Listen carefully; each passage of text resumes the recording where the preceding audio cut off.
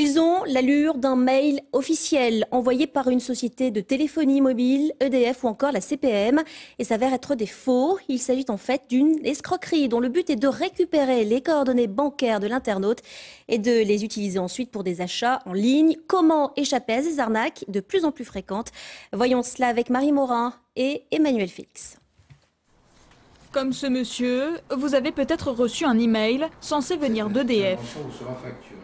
Il est indiqué, cher client EDF, votre dernier paiement a été refusé par votre établissement bancaire en raison d'un problème technique. En réalité, il s'agit d'une arnaque pour récupérer vos coordonnées bancaires sur un faux site EDF. Chaque jour, des milliers de clients tombent dans le piège. Jacques Vandenberg aurait pu lui aussi se faire avoir, mais certains éléments lui ont mis la puce à l'oreille.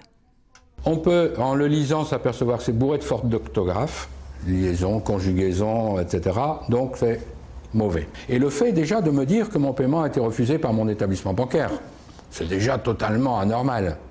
L'escroquerie a débuté en août 2011. Des centaines de milliers de faux mails auraient été envoyés et l'arnaque est parfois difficile à détecter.